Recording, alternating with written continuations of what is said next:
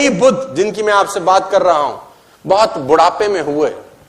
सिद्धार्थ इनका नाम था। बहुत बुढ़ापे में पिता की संतान हुए।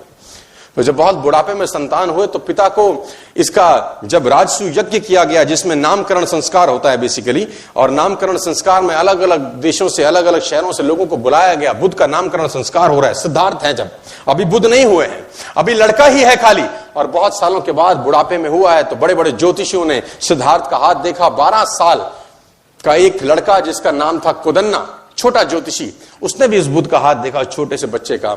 उसने अलग अलग राजाओं से, अलग अलग ज्योतिषियों से उस महाराज ने बुद्ध के बारे में पूछा जो सिद्धार्थ थे कि इसका जीवन बताओ क्या होगा। 90% लोगों ने बोला संन्यास ले लेगा, 10% लोगों ने बोला राजा बन जाएगा। 12 साल का ज्योतिषी कुदन्ना, उसने एक उंगली उठाई, उसने बोला राजान, मैं स्पष्ट तौर पे कहता हूं कि आपका लड़का सब सन्यासी हो जाएगा, सब छोड़ देगा।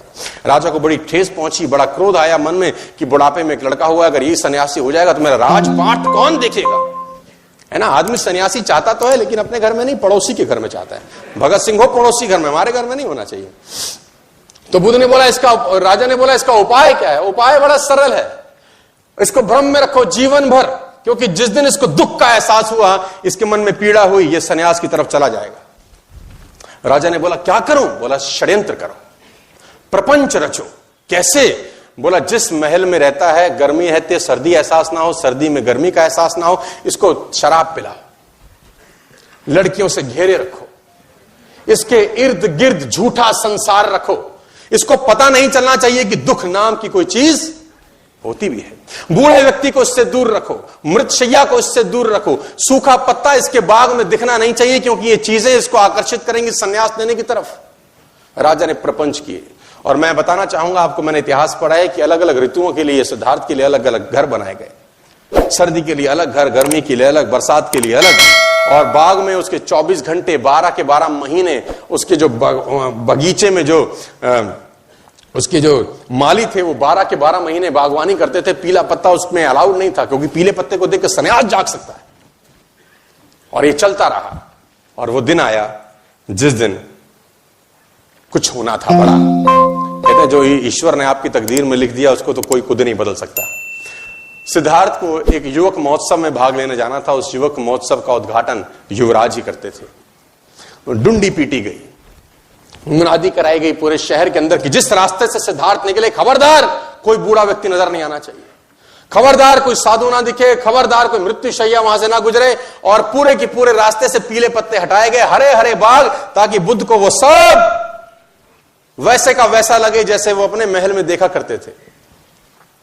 और वो महल से बाहर निकले, जो सारथी था वो सारथी बुद्ध को लेके निकला, सिद्धार्थ को लेके निकला। और निकलते निकलते निकलते निकलते आखिर वो घड़ी आ पहुंची। सिद्धार्थ ने पहली बार एक बूढ़े व्यक्ति को कुंभ करते हुए देखा जो झुक के चल रहा था। सिद्धार्थ ने सारथी को बोला रथ रोक। सारथी ने बोला महाराज क्या हुआ। बोले ये झुक के क्यों चलता है, क्या तकलीफ होगी इसको, क्योंकि पहली बार उसने बुढ़ापा देखा। सिद्धार्थ ने आज तक तो सब हष्ट पुष्ट लड़के लोग देखे थे। सिद्धार्थ ने बोला ये झुक के क्यों चल रहा है। सारथी बोला महाराज मुझे आज्ञा नहीं है कि मैं संदर्भ में आपसे एक शब्द भी कहूं। सिद्धार्थ ने बोला मैं आज्ञा देता हूं तेरी गर्दन उड़ा दी जाएगी, तो तुरंत बता ये झुक के क्यों चल रहा है। सारथी ने बोला महाराज ये बूढ़ा हो गया है, ये बुढ़ापा है। सिद्धार्थ बोला वो होता क्या है। बोला ये जवानी के बाद की एक अवस्था होती है, आप अभी जवान हैं, कुछ समय के बाद आप भी। सिद्धार्थ ने बोला मैं भी बूढ़ा हो जाऊंगा। उसने बोला सबको होना होता है।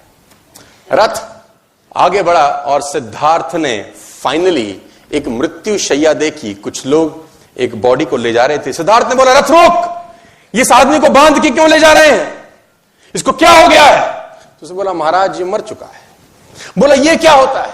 बोला ये बुढ़ापे के बाद की अवस्था है। बोला एक दिन क्या मैं भी मर जाऊंगा। सारथी ने बोला जो आया है सो जाएगा, राजा रंक फकीर, जो आएगा वो जाएगा।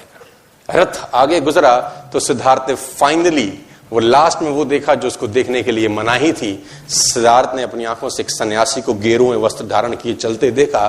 तो सिद्धार्थ ने सारथी से बोला इसने इस रंग के कपड़े क्यों पहने हैं। अब तक तो सिद्धार्थ ने वो राजसी ठाट बाट देखे थे, ये गेरुए वस्त्र में आदमी कहां जा रहा है और ये कौन है। उसने बोला महाराज ये सन्यासी है, इसने सब छोड़ दिया क्योंकि जिंदगी में दुख है, तकलीफ है, क्लेश है। सिद्धार्थ ने बोला रथ रोक, लौटा ले।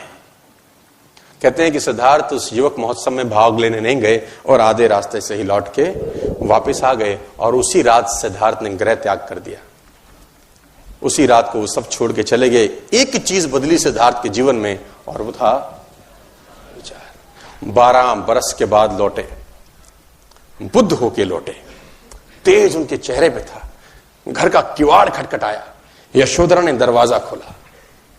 छोटा सा बच्चा था जब 12 बरस पहले सिद्धार्थ गए थे। यशोधरा ने पहले तो खूब गालियां दी कि तुम मुझे बता के नहीं जा सकते थे, मुझे पूछ के नहीं जा सकते थे। सिद्धार्थ बोला, मैं तुझे पूछता तो मुझको जाने देती। तू रो रही है, तकलीफ में है, गालियां दे रही है कि मैंने 12 साल तेरी सुध नहीं ली, मैं 12 साल तुझे चला गया छोड़ के, तू ये देख कि गया कोई और था यशोधरे, आया तेरे पास कोई और है।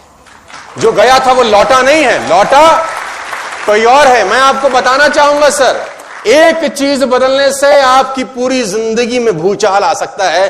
और आज 22 फरवरी 2019 को अगर नेटवर्क मार्केटिंग के लिए आपका विचार बदल गया, आपके आने वाली जनरेशंस बदल सकती है। सिर्फ आपका विचार बदल गया कि ये वो बिजनेस है जिसने इस दुनिया में करोड़पति अरबपति पैदा किए हैं, ये वो बिजनेस है जिसने नीचे से ऊपर तक लोगों को पहुंचाया। ये विचार बदलने से आपकी